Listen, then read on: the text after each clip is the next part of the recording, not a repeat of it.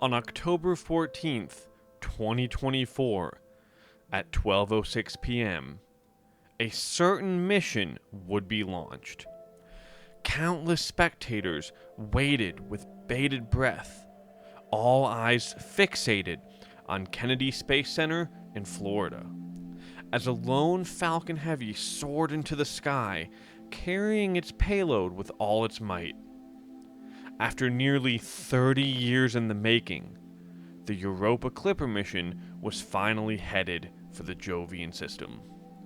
And while it will still be a number of years before it reaches its destination, I am still filled with excitement over this mission and the potential that it holds.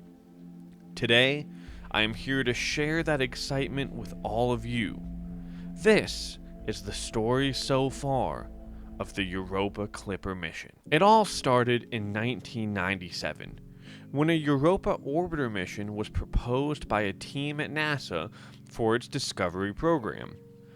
This program is a series of solar system exploration missions that come in at a lower budget than missions that fall under NASA's New Frontiers or flagship programs. Even with this, the proposed mission was not accepted. At least not for this round anyway. NASA's JPL would announce just 1 month later that a Europa orbiter mission would be conducted. Now, while this orbiting mission would never see the light of day, it did tell us that even in the 90s, and probably the 80s as well, that we suspected Europa might have a shot at being habitable. It also laid the groundwork for what we now know as the Europa Clipper mission. And this is probably a good thing, because no spacecraft can last very long orbiting Europa. Jupiter's intense magnetic field, combined with its moon Io, see to preventing this. Jupiter is massive. So massive, in fact, that the pressure deep inside of it is so strong that we believe hydrogen is compressed into a metallic liquid. This bestows upon Jupiter an unimaginably powerful magnetic field. If we were to measure it from equal distances away from each planet, it would be 20,000 times stronger than Earth's. Now, on its own, this would not cause us much trouble. But the story does not end there. Its moon Io also adds to this equation. You see, Io holds more volcanic activity than any other location in the solar system, and this means lots of eruptions. Lots and lots of eruptions, which catapult tons of sulfur dioxide into space. With each passing second, 1 ton of this material gets ionized by Jupiter's magnetic field. It also gets trapped there. Now, with nowhere else to go, these particles are accelerated by the magnetic field, up to speeds of 300 kilometers per second. This both stretches out the field and hits the other 3 Galilean moons, ejecting particles from their surface as well. What this all results in is massive radiation belts that encompass all 4 of Jupiter's large moons. This radiation is pretty much lethal to even electronics. And we already know this. In the 1970s, both Pioneer and the Voyager missions experienced issues from their electronics malfunctioning. Issues such as generating false commands and data corruption resulting in lost images. And this was only from brief flybys. If we were to actually attempt to orbit Europa, or orbit it in general, a spacecraft would at best last 3 or so months, even with modern shielding. In this case, how exactly does the Clipper mission intend on dealing with this? And the answer simply is to not orbit Europa at all. Instead, it will be orbiting Jupiter in an elliptical orbit, with regular planned flybys of Europa. During these flybys, it will gather as much data as possible while spending as little time as possible within the intense radiation. before retreating out to a safer distance during the part of its orbit where it is the furthest away. During this time, Clipper can send the data gathered during the flyby back to us here on Earth, before heading back in for another one. With this process, it will complete 49 flybys and will map almost the entire surface of Europa. This is how it got its name too, as it is reminiscent of the 19th century Clipper ships which could quickly move in and out of ports. By the way, to reach the point of entering Jupiter's orbit will take Clipper around 6 years, with its planned arrival being in 2030. During this time, it will use both Earth and Mars for gravity assists to basically help slingshot it out to its destination. Now by this point, some of you might be wondering, why Europa? Like, why not Saturn's moon Enceladus, which we believe may be similar to Europa, and that we also know is spewing out plumes of water, telling us a subsurface ocean is there? And the answer to this is seniority. Yes, even in space, seniority matters. Simply put, Europa has been under these conditions for a lot longer, possibly around 4 billion years or so. This longer duration of time has a greater likelihood for the conditions of habitability to form. And I think this is an important distinction to make as well. While we might find forms of microbial life on Europa, so yes, we're not expecting to find cosmic fish. Disappointing, I know. That is not actually what Clipper is searching for. What it is searching for is the habitability of Europa, and whether life as we know it could even form there to begin with. And there is precedence for this.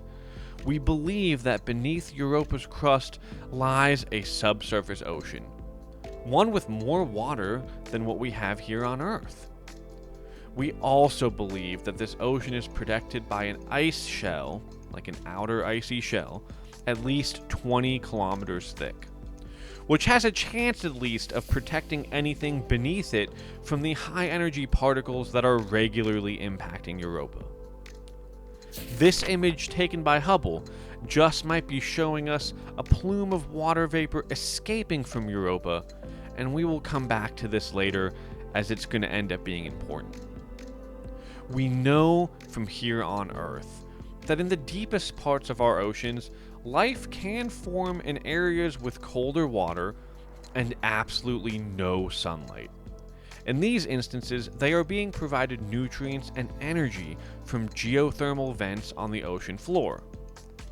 There is a strong possibility that Europa may have similar conditions, but given it's an icy moon, somewhere around 780 million kilometers away from the sun, how exactly could it even have these conditions? There are a couple of things going on here. For one, we suspect Europa has a rocky core, the edge of which is making contact with the bottom of the subsurface ocean. This is how we could get those thermal vents I was mentioning earlier, and nutrients for potential life to form. As for the heat energy needed, well, that one comes from tidal forces. You see, Europa is pincered in a way between Jupiter and Io on one side, and Ganymede on the other. The moons are also in an interesting configuration known as an orbital resonance. So, each time Ganymede completes one orbit, Europa completes 2, and Io completes 4. This causes the orbit of Europa to not be a perfect circle. Instead, it is eccentric or more oval-shaped. Io tugs it closer from one side of the orbit, while Ganymede pulls it away on the other side. We also can't forget Jupiter either. Its pull is stronger on the closer side of Europa's orbit than it is on the farther side. What this does is put Europa in a constant state of being stretched and squeezed. Scientists believe that the friction caused by this tidal flexing can generate enough heat to keep the ocean liquid. We can see this effect getting stronger the closer we get to Jupiter as well, which is why Io is so volcanic. Put all this together, and we get a decent shot at another world in our solar system potentially being habitable. How is Clipper going to study all of this, though? Instruments, of course, but not that kind of instrument. The scientific kind of instrument. The Clipper mission has a suite of 9 science instruments that will work in sync while collecting data to work towards accomplishing the mission science objectives. During each of the 49 flybys, the full array of instruments will gather measurements and images that will end up layered together to paint us a fuller picture of Europa.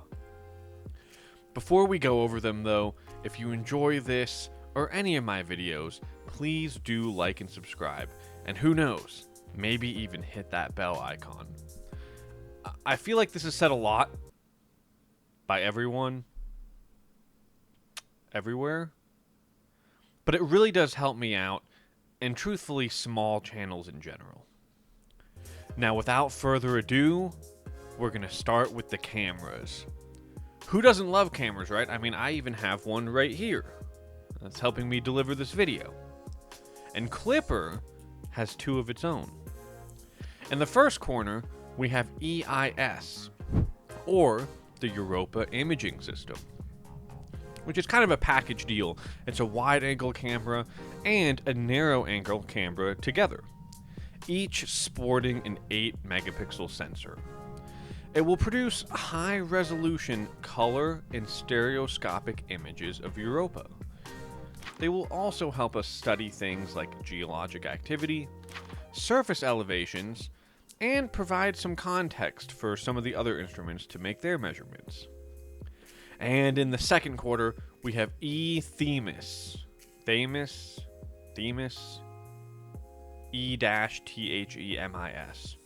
Or the Europa Thermal Emissions Imaging System.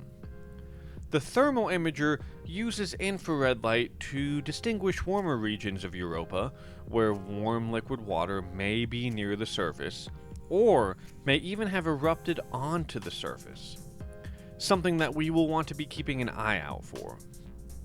It will also measure surface texture to help us understand the small-scale properties of the surface. Next, we get into spectrometry. This is something I've talked a lot about on my channel, and I just think it is one of the coolest things out there.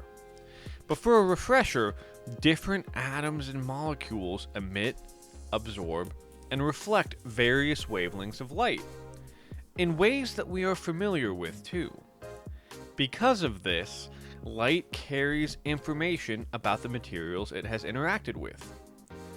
Clipper has 2 pieces of equipment. You're going to notice these pairs. There's a trend.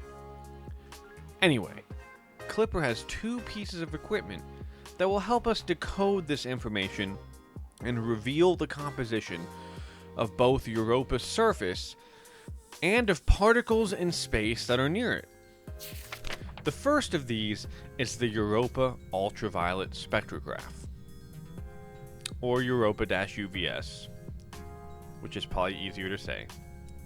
This instrument will help determine the composition of Europa's atmospheric gases and surface materials. It will also search near Europa for signs of plume activity. We also have the Mapping Imaging Spectrometer for Europa, or MISE. It might not be MISE, it's MISE, but I'm going to call it MISE. This is the mission's infrared spectrometer, and it will map the distribution of ices, salts, organics, and locate the warmest hotspots on Europa. The maps will help scientists understand the moon's geologic history and determine if the ocean it is suspected to have is suitable for life. With this, of course, we also have to study more about the interior of Europa and how exactly it is structured. For this, we can turn to the plasma and magnetic fields from around Europa that are trapped there by Jupiter. 2 instruments, there's that 2 again, will assist us with this. First up is the Europa Clipper magnetometer. I like magneto, so I'm going to say magnetometer, or ECM for short. The magnetometer investigation aims to confirm that Europa's ocean does in fact exist. If it does, it will also measure its depth and salinity, and it will measure the moon's ice shell thickness. It will also study Europa's ionized atmosphere and how it interacts with Jupiter's. Along with this, we have PIMS, or the Plasma Instrument for Magnetic Sounding. This will help us further study the internal ocean of Europa by studying the distortions in its magnetic field that is kind of caused by interacting with Jupiter's magnetic field, along with the internals of Europa. We will also use its gravity and radio signals to help further reveal its interior. 2 instruments help us here. We're just going to name them for the purposes of this video. But the Gravity Radio Science Instrument and REASON, or Radar for Europa Assessment and Sounding, Ocean to Near Surface, is the pair of instruments that will be helping us here. And the last of the instruments I want to cover are for chemical analysis. And one of them goes back to those plumes that I have mentioned a few times during this video. We have MASPEX, or the Mass Spectrometer for Planetary Exploration Europa. This here is the mass spectrometer. It will analyze gases in Europa's faint atmosphere along with its possible plumes. It will study the chemistry of the moon's suspected subsurface ocean, how the surface and ocean may exchange material, and how radiation alters compounds on the moon's surface. And last, but certainly not least, we have SWRI, or the Surface Dust Analyzer. This is what will help us collect bits from the potential plumes themselves to study them, or even when meteorites strike Europa and eject some of its surface into space. The dust analyzer will identify the material's chemistry and area of origin, and offer more clues as to the salinity of Europa's oceans. All of these instruments combined will set the Clipper mission up for success when it comes to aiding us in the study of Europa. There's something I'm curious about, though. Let's see. 2, 4, 6, 8. I'm counting 10 instruments here, not 9. But you know, maybe the cameras are counted together? Anyway, if you saw me say 9 earlier, but you're like, no, Joe, it's 10. You're not alone. I figured it out too. And while we have somewhere around a 6-year wait before the spacecraft reaches Europa, I'm just excited that it's on its way at all. I may not be an expert, but in all the studying I have done of our solar system, the location that I believe has the greatest chance of habitability, outside of Earth of course, is none other than Europa. And if we do find something there, or signs that some form of life could start up, if we don't find it already started up, this really could start opening our eyes to other sorts of worlds or conditions where life might form. At the very least, it would set a precedent for it. And you can best believe that if I am still here doing this when Clipper completes its long journey to Europa, that I will be revisiting it and talking about this even more.